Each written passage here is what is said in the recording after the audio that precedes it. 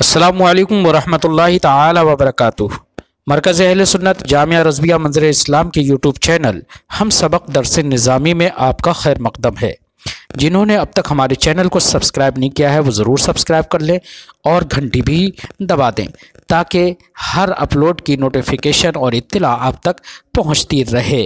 ساتھ ہی ساتھ اپنے ساتھیوں سے بھی شیئر کریں اور بات پسند آئے تو لائک بھی کیا کریں۔ آپ کے سامنے اب حضرت مولانا مفتی محمد قمر صاحب اصول الشاشی کا درس دیں گے، آپ حضرات اس کو بغور سماعت فرمائیں۔ السلام علیکم ورحمۃ اللہ وبرکاتہ۔ بسم اللہ الرحمن الرحیم۔ فصل واما بیان التغییر فهو ان يتغیر ببیانہ معنی کلامہ ونظیرہ التعلیق والاستثناء۔ آج آپ بیان تغییر کے تعلق سے گفتگو کو ملاحظہ کریں گے۔ بیان تغییر کہتے کس کو ہیں؟ فرماتے ہیں مصنف علیہ الرحمہ، بیان تغییر اس بیان کو کہا جاتا ہے کہ جس بیان کے ذریعے متکلم اپنے کلام کے معنی کو بدل دے۔ جس بیان کے ذریعے متکلم اپنے کلام کے معنی کو بدل دے اس بیان کو بیان تغییر کہا جاتا ہے۔ اس کی مثال، اس کی نظیر ایک تعلیق ہے اور دوسری استثناء ہے۔ تعلیق کا مطلب ہے کسی حکم کو کسی چیز پر معلق کر دینا، کسی حکم کو کسی چیز پر معلق کر دینا۔ اور استثناء کا مطلب ہے کسی چیز کو کسی شے سے خارج کر دینا، کسی چیز کو کسی حکم سے خارج کر دینا۔ تو بیان تغییر کی مصنف علیہ الرحمہ دو نظیریں آپ کے سامنے پیش کریں گے۔ ایک نظیر کا نام ہے تعلیق اور دوسری نظیر کا نام کیا ہے؟ استثناء۔ وَأَمَّا بَيَانُ التَّغْيِيرِ رہا بیان تغییر فَهُوَ أَن يَتَغَيَّرَ بِبَيَانِهِ مَعْنَى كَلَامِهِ، تو وہ یہ ہے کہ متکلم اپنے کلام کے معنی کو اپنے بیان کے ذریعے سے بدل دے۔ تو وہ بیان جس کے ذریعے سے متکلم اپنے کلام کے معنی کو بدلے گا وہ بیان کیا کہلائے گا؟ بیان تغییر کہلائے گا۔ وَنَظِيرُهُ التَّعْلِيقُ وَالِاسْتِثْنَاءُ، بیان تغییر کی نظیر تعلیق ہے اور استثناء ہے۔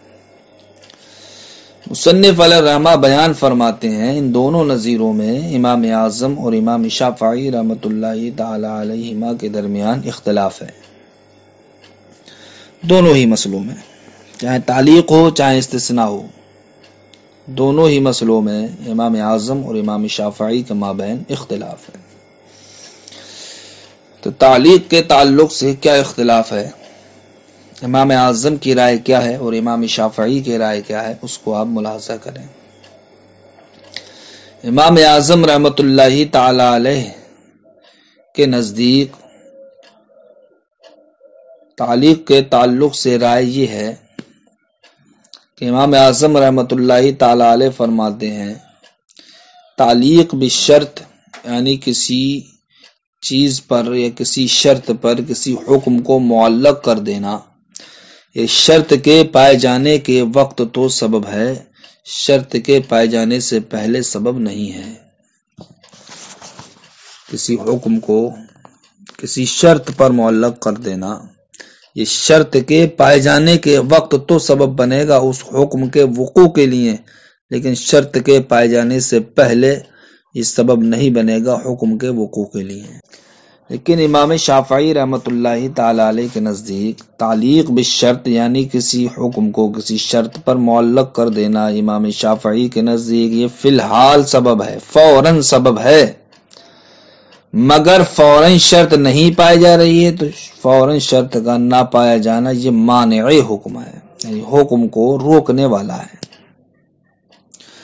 تو امام اعظم رحمۃ اللہ تعالی علیہ کے نزدیک تعلیق بالشرط کے تعلق سے یہ رائے نکل کے آئی کہ تعلیق بالشرط یعنی کہ کسی حکم کو کسی شرط پر معلق کر دینا، یہ شرط کے پائے جانے کے وقت تو حکم کے واقع ہونے کے لیے سبب بنے گا، یعنی کہ جب شرط پائی جائے گی تو حکم پا لیا جائے گا، لیکن شرط سے پہلے یہ سبب نہیں بنے گا۔ جب سبب نہیں بنے گا تو شرط سے پہلے حکم نہیں پایا جائے گا۔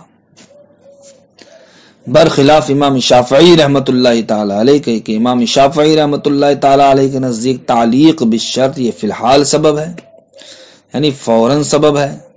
اب فوراً سبب ہے تو پھر حکم کو پایا جانا چاہیے تھا، تو فرما دیا امام شافعی رحمۃ اللہ تعالی علیہ نے کہ تعلیق بالشرط یہ فی الحال یعنی فوراً تو سبب ہے، لیکن فوراً شرط نہیں پائی جا رہی ہے۔ شرط کا نہ پایا جانا یہ حکم کو روکنے والا ہے، یہ مانع حکم ہے، اس لیے حکم نہیں پایا گیا۔ اب ان دونوں اختلاف کو آپ اس مثال کے ذریعے سے ملاحظہ کریں۔ اگر کسی انسان نے کسی اجنبیہ سے کہا ان تزوجتکی فانت طالق، اگر میں نے تجھ سے نکاح کیا تو تو طلاق والی ہے، اگر میں نے تجھ سے نکاح کیا تو تو طلاق والی ہے، تو یہاں پر کیا ہے؟ حکم طلاق۔ یہ حکم طلاق اس کو معلق کر دیا گیا ہے کائے پر؟ نکاح کرنے پر، نکاح کرنے پر۔ تو اب آیا کہ جب نکاح پایا جائے گا تو طلاق واقع ہوگی یا نہیں؟ اسی طریقے سے دوسری مثال ہے کہ کسی نے دوسرے کے غلام سے کہا ان ملکتک فانت حر، اگر میں تیرا مالک ہوا تو تو کیا ہے؟ آزاد ہے۔ اس مثال میں حکم کیا ہے؟ آزادی۔ اس حکم کو معلق کر دیا گیا ہے کائے پر؟ اس غلام کے مالک ہونے پر، یعنی کہ جب میں تیرا مالک ہوں گا تو تو کیا ہے؟ آزاد ہے۔ اب آیا یہ کہ جب متکلم غیر کے غلام کا مالک ہو جائے گا تو کیا ایسی صورت میں آزادی کا تحقق ہوگا یا نہیں؟ تو دونوں ہی مسئلوں میں امام شافعی رحمۃ اللہ تعالی علیہ کے نزدیک اگر کسی انسان نے اجنبیہ عورت سے کہا ان تزوجتک کی، اگر میں نے تجھ سے نکاح کیا فانت طالق، تو تو طلاق والی ہے، امام شافعی رحمۃ اللہ تعالی علیہ کے نزدیک جب اس کہنے والے انسان نے اجنبیہ عورت سے نکاح کیا، اجنبیہ عورت سے شادی کر لی، تو شادی کرنے کے بعد اگرچہ شرط پائی جا رہی ہے لیکن امام شافعی کے نزدیک وہ عورت مطلقہ نہیں ہوگی، اس عورت پر طلاق واقع نہیں ہوگی۔ وجہ وہی ہے کہ امام شافعی رحمۃ اللہ تعالی علیہ کے نزدیک چونکہ تعلیق بالشرط یہ فی الحال سبب ہے، یعنی کہ جس وقت قائل نے کہا اس وقت تو یہ سبب تھی، لیکن اس وقت شرط نہیں پائی جا رہی تھی، اس لیے شرط کا نہ پایا جانا یہ مانع حکم ہے۔ لہذا اب یہ قائل اس اجنبیہ سے نکاح بہت بعد میں کر رہا ہے اور اس نے اس حکم کو بہت پہلے کا کیا تھا، معلق کیا تھا، اور تعلیق بالشرط یہ فی الحال تو سبب بن نہیں تھی، لیکن جب فی الحال شرط نہ پائی جا رہی ہے اس لیے تعلیق بالشرط معنی حکم ہوگی، اور حکم کیا یہاں پر طلاق۔ لہذا اب نکاح کرنے کے بعد، شادی کرنے کے بعد وہ اجنبیہ عورت مطلقہ نہیں ہوگی۔ کیوں مطلقہ نہیں ہوگی؟ اس لیے کہ وہ فی الحال یہاں پر تعلیق بالشرط یہ سبب نہیں ہے۔ تعلیق بالشرط فی الحال سبب کیوں نہیں ہے؟ تعلیق بالشرط فی الحال سبب اس لیے نہیں ہے کہ امام شافعی رحمۃ اللہ تعالی علیہ فرماتے ہیں کہ کسی حکم کو کسی شے پر معلق کر دینا یہ کس بات کا تقاضا کرتا ہے؟ یہ اس بات کو چاہتا ہے کہ صدر کلام علت ہو کر منعقد ہونا چاہیے، صدر کلام علت ہو کر منعقد ہونا چاہیے۔ صدر کلام سے مراد ہے یہاں پر جزا، صدر کلام سے مراد ہے یہاں پر جزا، یعنی کہ انت طالقون مثال مذکور میں یہ کیا ہے؟ جزا ہے۔ تو اب یہ علت ہو کر منعقد کب ہوگی؟ یہ اس وقت ہوگی جب کہ ہم طلاق کو طلاق کی محل کی جانب کیا کریں؟ منسوب کریں، طلاق کی محل کی جانب منسوب کریں۔ جب ہم اجنبیہ سے کہہ رہے ہیں ان تزوجتکی فانت طالقن، تو اس صورت میں صدر کلام علت ہو کر منعقد نہیں ہو رہا ہے۔ کیوں؟ اس لیے کہ طلاق یہاں پر محل کی جانب منسوب نہیں ہے، کیونکہ اجنبیہ عورت یہ طلاق کا محل نہیں ہے، کیونکہ طلاق کا محل منکوحہ ہے۔ منکوحہ یعنی کہ وہ عورت ہے جس سے نکاح کیا جا چکا ہو، اور یہاں پر اس نے تزوجتکی فانت طالقن یہ ایک اجنبیہ عورت سے کہا ہے، اور اجنبیہ عورت یہ طلاق کا محل نہیں ہے۔ جب طلاق کا محل نہیں ہے تو یہاں پر امام شافعی فرماتے ہیں صدر کلام علت ہو کر منعقد نہیں ہوا۔ جب صدر کلام علت ہو کر منعقد نہیں ہوا، اس لیے یہاں پر تعلیق بالشرط یہ سبب نہیں بنے گی کائے کی طلاق کے وقوع کے لیے۔ اسی طریقے سے ان ملکتک فانت حر، اگر میں تیرا مالک ہوا تو تو آزاد ہے، تو اس غیر کے غلام کے مالک ہونے کے بعد امام شافعی رحمۃ اللہ تعالی علیہ کے نزدیک وہ غلام آزاد نہیں ہوگا۔ کیوں نہیں ہوگا؟ اس لیے نہیں ہوگا کہ یہاں پر بھی صدر کلام علت ہو کر منعقد نہیں ہو رہا ہے، اس لیے کہ یہاں پر صدر کلام یعنی کہ جزا کیا ہے؟ انت حر، تو یہ علت ہو کر اسی وقت منعقد ہوتا جبکہ اپنے محل کی جانب منسوب ہوتا، حالانکہ یہ محل کی جانب منسوب نہیں ہے۔ کیوں نہیں ہے؟ اس لیے نہیں ہے غیر کے غلام پر کسی کی ملکیت نہیں ہوتی ہے، غلام پر صرف اس کے مالک کی ملکیت ہوتی ہے، مالک کے علاوہ کسی اور کی ملکیت نہیں ہوتی ہے۔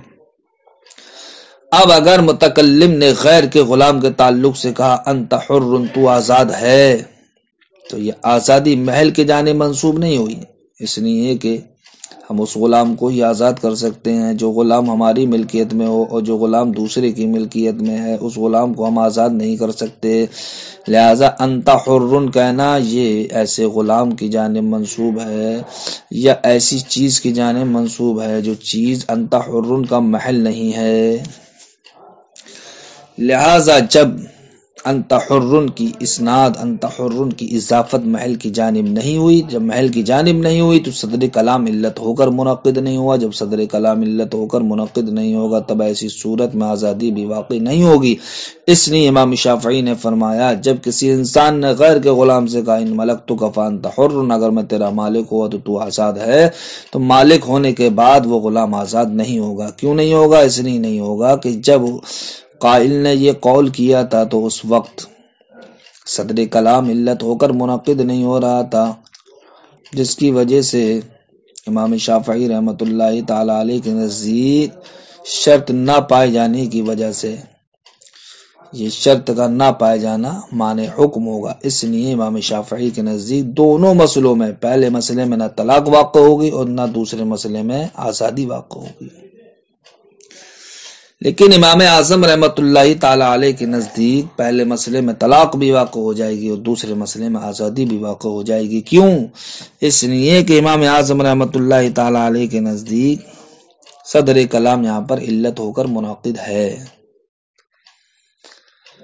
کیوں منعقد ہے؟ اس لیے منعقد ہے جب شرط پائی جائے گی تو شرط کے پائے جانے کے وقت صدر کلام یہاں علت ہو کر منعقد ہوگا، اور چونکہ تعلیق بالشرط ہمارے نزدیک حکم کے وقوع کے لیے شرط کے پائے جانے کے وقت سبب ہوتی ہے، شرط کے پائے جانے سے پہلے سبب نہیں ہوتی ہے، تو چونکہ جب شرط پائی جائے گی تو شرط کے پائے جانے کے بعد تعلیق بالشرط یہ سبب ہوتی ہے۔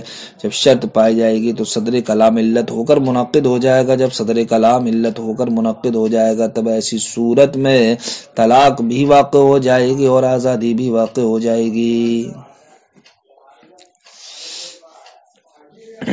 دیکھیے وقد اختلف الفقهاء في الفصلين، فقہاء کرام نے دونوں ہی طرح کے مسئلوں میں کیا کیا ہے؟ اختلاف کیا ہے۔ فقال اصحابنا، تو ہمارے اصحاب نے فرمایا المعلق بالشرط سبب عند وجود الشرط لا قبله، کہ کسی حکم کو کسی شرط پر معلق کر دینا یہ شرط کے پائے جانے کے وقت تو سبب ہے، یعنی کہ جب شرط پائی جائے گی تو وہ حکم پایا جائے گا، لا قبله، شرط کے پائے جانے سے پہلے نہیں۔ اور امام شافعی رحمۃ اللہ تعالی علیہ نے فرمایا التعلیق سبب فی الحال، تعلیق بالشرط یہ فی الحال یعنی فوراً تو سبب ہے، الا ان عدم الشرط مانع من الحکم، مگر یہ کہ شرط کا نہ پائے جانا یہ مانع حکم ہے۔ وفائدۃ الخلاف تظہر فیما اذا قال لاجنبیہ ان تزوجتک فانت طالق۔ فرماتے ہیں اختلاف کا ثمرہ اس میں ظاہر ہوگا جب کسی انسان نے اجنبیہ سے کہا اگر میں نے تجھ سے نکاح کیا، میں نے تجھ سے شادی کی تو کیا ہے، طلاق والی ہے۔ او قال لعبد الغیر، یا کسی انسان نے دوسرے کے غلام سے کہا ان ملکتک فانت حر، اگر میں تیرا مالک ہوا تو آزاد ہے۔ یکون التعلیق باطلا عنده، تو امام شافعی رحمۃ اللہ تعالی علیہ کے نزدیک پہلی صورت میں طلاق کو نکاح پر معلق کرنا، اسی طریقے سے دوسری صورت میں آزادی کو ملکیت پر معلق کرنا، یہ تعلیق کیا ہو جائے گی، باطل ہو جائے گی۔ کیوں باطل ہوگی؟ اس لیے باطل ہوگی لأن حکمت تعلیق، اس لیے کہ امام شافعی رحمۃ اللہ تعالی علیہ کے نزدیک تعلیق کے صحیح ہونے کا حکم یہ ہے کہ انعقاد صدر الکلام علتا، کہ صدر کلام علت ہو کر کے منعقد ہو، والطلاق والعتاق ہا ہونا لم ينعقد علتا، اور طلاق و عتاق یہاں پر یہ علت ہو کر منعقد نہیں ہوئے۔ یعنی پہلی مثال میں جو صدر کلام یعنی کہ جزا انت طالق ہے، یہ علت ہو کر منعقد نہیں ہوا۔ اسی طریقے سے دوسری مثال میں انت حر، جو صدر کلام ہے، یہ بھی علت ہو کر منعقد نہیں ہوا۔ کیوں علت ہو کر منعقد نہیں ہوئے؟ لعدم اضافتہ الی المحل، ان دونوں حکموں کی اضافت یا ان دونوں حکموں کی نسبت محل کی جانب نہ ہونے کی وجہ سے، محل کی جانب نہ ہونے کی وجہ سے، کیونکہ طلاق کا محل وہ عورت ہے جو عورت کا ہو، منکوحہ ہو، جس سے انسان نکاح کر چکا ہو، اور اجنبیہ منکوحہ نہیں، جب منکوحہ نہیں تو طلاق کی محل نہیں۔ اسی طریقے سے آزادی وہی غلام حاصل کرے گا کہ جو غلام متکلم کی ملکیت میں ہو، لیکن یہ دوسرے کے غلام کے تعلق سے اس نے کہا تو آزاد ہے، تو یہ آزادی بھی منسوب ہوئی غیر محل کی جانب منسوب ہونے کی وجہ سے ان دونوں مثالوں میں صدر کلام علت ہو کر منعقد نہیں ہوا۔ جب صدر کلام علت ہو کر منعقد نہیں ہوا تو تعلیق کا حکم نہیں پایا گیا۔ اس لیے امام شافعی کے نزدیک دونوں مثالوں میں نہ طلاق واقع ہوگی نہ آزادی واقع ہوگی۔ والطلاق والعتاق ہا ہونا، طلاق اور عتاق یہاں پر لم ينعقد علتا، علت ہو کر منعقد نہیں ہوئے، لعدم اضافتہ الی المحل، طلاق و عتاق میں سے ہر ایک کی محل کی جانب اضافت، محل کی جانب نسبت نہ ہونے کی وجہ سے۔ فبطل حکم التعلیق، لہذا امام شافعی کے نزدیک تعلیق کا حکم کیا ہو گیا؟ باطل ہو گیا۔ فلا یصح التعلیق، تب ایسی صورت میں تعلیق یہ امام شافعی کے نزدیک صحیح نہیں ہوگی۔ امام شافعی کے نزدیک تعلیق اسی وقت صحیح ہوگی جب کہ صدر کلام علت ہو کر منعقد ہو، اور صدر کلام علت ہو کر منعقد اسی وقت ہوگا جب کہ حکم کی نسبت محل کی جانب کی جائے، اور مذکورہ دونوں مثالوں میں حکم کی نسبت محل کی جانب نہیں کی گئی ہے۔ وعندنا، اور امام اعظم رحمۃ اللہ تعالی علیہ کے نزدیک دونوں ہی صورتوں میں، دونوں ہی مثالوں میں طلاق اور آزادی واقع ہو جائے گی۔ کیوں؟ اس لیے کہ امام اعظم رحمۃ اللہ تعالی علیہ کے نزدیک چونکہ یہ تعلیق صحیح ہے۔ کیوں صحیح ہے؟ اس لیے صحیح ہے کہ امام اعظم رحمۃ اللہ تعالی علیہ کے نزدیک بھی تعلیق کا حکم یہ ہے کہ صدر کلام علت ہو کر منعقد ہو، لیکن فی الحال نہیں، بلکہ شرط کے پائے جانے کے وقت، اور جس وقت شرط پائی جا رہی ہے اس وقت صدر کلام علت ہو کر منعقد ہے۔ جب منعقد ہے تو تعلیق کا حکم پا لیے گا، جب تعلیق کا حکم پا لیے گا تو تعلیق اس وقت صحیح ہوئی۔ جب تعلیق صحیح ہوئی تو پہلی مثال میں طلاق بھی واقع ہوگی اور دوسری مثال میں آزادی بھی واقع ہوگی۔ وعندنا، اور امام اعظم رحمۃ اللہ تعالی علیہ کے نزدیک کان التعلیق صحیحا، یہ تعلیق کیا ہوگی؟ صحیح ہوگی، یعنی کہ طلاق کو شادی پر معلق کرنا، آزادی کو ملکیت پر معلق کرنا، یہ صحیح ہوگا۔ حتی لو تزوجہا یقع الطلاق، یہاں تک کہ جب اس انسان نے اجنبیہ عورت سے شادی کی تو طلاق واقع ہو جائے گی۔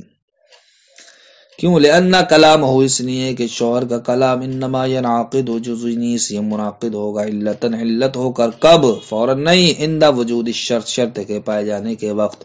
اب جس وقت شرط پائی جا رہی ہے تو شرط کس وقت پائی جا رہی ہے؟ جبکہ وہ اس سے شادی کر رہا ہے، تو اب شادی کرنے کے وقت جب وہ شرط پائی گئی تو اب صدر کلام علت ہو کر اس لیے منعقد ہوا کہ اب جس عورت سے یا جس عورت کے لیے حکم طلاق کو اس نے معلق کیا تھا شادی ہو جانے پر، اب وہ عورت اجنبیہ نہیں رہی بلکہ وہ عورت کیا ہو گئی، منکوحہ ہو گئی۔ جب منکوحہ ہو گئی تو اب یہ طلاق محل کی جانب منسوب ہے۔ جب طلاق محل کی جانب منسوب ہے تو صدر کلام علت ہو کر منعقد ہو گیا، اور جب صدر کلام علت ہو کر منعقد ہو جائے تو ایسی صورت میں ہمارے نزدیک حکم پا لیا جاتا ہے۔ اس لیے طلاق پہلی مثال میں کیا ہو جائے گی، واقع ہو جائے گی۔ اسی طریقے سے دوسری مثال میں جب انسان کسی دوسرے کے غلام کا مالک ہوا، مالک، تو اب دیکھو مالک ہونے کی صورت میں شرط پائی گئی تو اب آزادی اس لیے واقع ہو جائے گی کہ صدر کلام علت ہو کر یہاں منعقد ہے۔ وہ کیوں؟ اس لیے کہ اب جو آزادی منسوب ہوگی شرط کے پائے جانے کے وقت، وہ آزادی اب غیر کے غلام کی جانب نہیں بلکہ اپنے ہی غلام کی جانب منسوب ہوگی، اور اپنے ہی غلام کی جانب آزادی کو منسوب کرنا یہ محل کی جانب آزادی کی نسبت کرنا ہے۔ جب محل کی جانب آزادی کی نسبت یہاں پالی گئی تب ایسی صورت میں صدر کلام علت ہو کر منعقد ہو گیا، اور جب صدر کلام علت ہو کر منعقد ہو گیا تو تعلیق بھی پالی گئی، لہذا ایسی صورت میں آزادی واقع ہو جائے گی۔ جیسے ہی امام اعظم رحمۃ اللہ تعالی علیہ کے نزدیک قائل اس غیر کے غلام کا کیا بن جائے گا، مالک بن جائے گا۔ فرماتے ہیں وعندنا، اور ہمارے نزدیک، کان التعلیق صحیحا، تعلیق یعنی کہ حکم کو معلق کرنا کسی شرط پر صحیح ہے۔ حتی لو تزوجہ، یہاں تک کہ اگر اس انسان نے اس اجنبیہ عورت سے شادی کر لی، یقع طلاق، تو شادی کرنے کے بعد طلاق واقع ہو جائے گی۔ کیوں؟ اس لیے کہ شوہر کا کلام انما ینعقد علتا عند وجود الشرط، یہ علت ہو کر منعقد ہو رہا شرط کے پائے جانے کے وقت، والملک ثابت عند وجود الشرط، اور ملکیت بھی ثابت ہے شرط کے پائے جانے کے وقت۔ جب ملکیت بھی ثابت ہے، صدر کلام علت ہو کر کے منعقد ہو رہا ہے، تب ایسی صورت میں فیصح الطلاق، تعلیق، تو تعلیق کیا ہو جائے گی، صحیح ہو جائے گی۔ فرماتے ہیں ولہذا المعنی، اسی معنی کی وجہ سے، کس معنی کی وجہ سے کہ تعلیق بالشرط ہمارے نزدیک فی الحال سبب نہیں ہے بلکہ شرط کے پائے جانے کے وقت یہ حکم کے وقوع کے لیے کیا ہے، شرط ہے۔ لیکن چونکہ امام شافعی رحمۃ اللہ تعالی علیہ کے نزدیک فی الحال سبب ہے اور فی الحال شرط کا نہ پائے جانا ان کے نزدیک معنی حکم ہے، اسی معنی کی وجہ سے مصنف الرحمہ بیان فرماتے ہیں کہ تعلیق کے صحیح ہونے کی شرط حکم کے وقوع کے لیے ان چیزوں میں کہ جس میں انسان کی ملکیت نہیں ہوتی ہے، ان چیزوں میں تعلیق کے صحیح ہونے کی شرط یہ ہے کہ وہ حکم ملکیت یا سبب ملکیت کی جانب منسوب ہونا چاہیے، یعنی کہ وہ چیزیں جن پر ہماری فی الحال ابھی ملکیت نہیں ہے، اب ان چیزوں پر ہم نے کسی حکم کو کیا کر دیا، کسی شرط پر معلق کر دیا، تو اب ان چیزوں میں حکم کا وقوع اس وقت ہوگا جب کہ وہ حکم منسوب ہو ملکیت کی جانب یا سبب ملکیت کی جانب، ملکیت کی جانب یا سبب ملکیت کی جانب، تب تو تعلیق صحیح ہوگی۔ اور اگر حکم ملکیت یا سبب ملکیت کی جانب منسوب نہیں ہوا تب ایسی صورت میں تعلیق صحیح نہیں ہوگی۔ اس کی مثال آپ دیکھیں، اگر کسی انسان نے اجنبی عورت سے کہا ان دخلت الدار فانت طالق، اگر تو گھر میں داخل ہوئی تو تو طلاق والی ہے، اگر تو گھر میں داخل ہوئی تو تو طلاق والی ہے۔ کس سے کہہ رہا؟ وہ اجنبی عورت سے کہہ رہا ہے۔ اب یہاں پر حکم کیا ہے؟ حکم طلاق ہے۔ اس حکم کو معلق کر دیا کہا پر دخول دار پر، اور یہ عورت کون ہے؟ اجنبی عورت ہے۔ اجنبی عورت پر ملکیت بھی نہیں ہوتی ہے اور نہ ہی دخول دار ایک سبب ملک ہے۔ تو اب یہاں جو ہم نے حکم کو معلق کر دیا، طلاق کو معلق کر دیا کہا پر دخول دار پر، کس کے لیے؟ اجنبی عورت کے لیے۔ تو اب ہم یہ دیکھیں گے یہاں پر تعلیق کا صحیح ہونا اس وقت ہوگا جب کہ یہ طلاق ملکیت یا سبب ملکیت کی جانب منسوب ہو۔ تو چونکہ طلاق یہاں پر منسوب ہے دخول دار کی جانب، اور دخول دار نہ تو ملکیت ہے اور نہ سبب ملکیت ہے، اس لیے کہ ملکیت تو اس وقت ہوتا جبکہ لفظ ملکیت کا وہ استعمال کرتا، یعنی کہ اگر یہ کہتا ان ملکتو کی، اگر میں تیرا مالک ہوا، لیکن اس نے کیا کہا ان دخلت الدار، لہذا یہ حکم طلاق نہ ملکیت کی جانب منسوب ہوا۔ اسی طریقے سے نہ سبب ملکیت کی جانب منسوب ہے، سبب ملکیت کی جانب تو اس وقت منسوب ہوتا جبکہ وہ کہتا ان تزوجتو کی، تو ان تزوجتو کی بھی نہیں کہا بلکہ کہا ان دخلت الدار کہا ہے۔ لہذا جو حکم طلاق ہے یہ دخول دار کی جانب منسوب ہے، اور دخول دار طلاق کے لیے نہ تو ملکیت ہے اور نہ ہی سبب ملکیت ہے۔ تو جب حکم طلاق یہاں پر ملکیت اور سبب ملکیت کی جانب منسوب نہیں ہوا تو اب تعلیق کی صحیح ہونے کی شرط نہیں پائی گئی۔ جب تعلیق کے صحیح ہونے کی شرط نہیں پائی گئی تو ایسی صورت میں اب حکم بھی نہیں پایا جائے گا۔ لہذا اب اجنبی یا عورت سے کوئی انسان نکاح کر لے، نکاح کرنے کے بعد وہ کسی کے گھر میں داخل ہو جائے تو گھر میں داخل ہونے کی وجہ سے اس پر طلاق واقع نہیں ہوگی۔ کیوں نہیں ہوگی؟ اس لیے کہ حکم طلاق کو اس نے جس چیز کی جانب منسوب کیا تھا وہ چیز نہ تو ملکیت کے قبیل سے تھی نہ سبب ملکیت کے قبیل سے تھی۔ جب ملکیت اور سبب ملکیت کے قبیل سے نہیں تھی اور وہ چیز ان میں سے تھی کہ جس پر انسان کی ملکیت نہیں ہے، تو وہ چیزیں کہ جن پر انسان کی ملکیت نہیں ہے ان چیزوں کے تعلق سے کسی حکم کو کسی شرط پر معلق کر دینا، تو اس تعلیق کی صحت کی شرط یہ تھی کہ وہاں پر حکم ملکیت یا سبب ملکیت کی جانب منسوب ہونا چاہیے تھا، اور یہاں پر حکم ملکیت یا سبب ملکیت کی جانب منسوب نہیں ہوا۔ جب منسوب نہیں ہوا اس لیے اس اجنبیہ سے نکاح کرنے کے بعد، شادی کرنے کے بعد دخول دار اگرچہ پایا جائے لیکن طلاق واقع نہیں ہوگی۔ فرماتے ہیں وَلِهَذَا الْمَعْنَى، اسی معنی کی وجہ سے قلنا ہم نے کہا شرط صحت التعلیق للوقوع، حکم کے وقوع کے لیے تعلیق کے صحیح ہونے کی شرط فی صورت عدم الملک، ان صورتوں میں جہاں پر ملکیت نہ ہو، ملکیت نہ ہونے کی صورت میں، تو ملکیت نہ ہونے کی صورت میں تعلیق کے صحیح ہونے کی شرط یہ ہے کہ ان یکون مضافا الی الملک، کہ وہاں پر حکم ملکیت کی جانب منسوب ہونا چاہیے، او الی سبب الملک، یا سبب ملکیت کی جانب منسوب ہونا چاہیے۔ حتی لو قال لاجنبیۃ، یہاں تک کہ اگر کسی انسان نے اجنبیہ سے کہا ان دخلت الدار فانت طالق، اگر تو گھر میں داخل ہوئی تو تو طلاق والی ہے، ثم تزوجها، پھر اس سے کیا کر لیا، نکاح کر لیا، شادی کر لی، ووجد الشرط، تو شرط پالی گئی، لیکن پھر بھی طلاق واقع نہیں ہوگی۔ کیوں نہیں ہوگی؟ اسی وجہ سے نہیں ہوگی کہ جن چیزوں پر انسان کی ملکیت نہیں ہوتی ہے، اب ان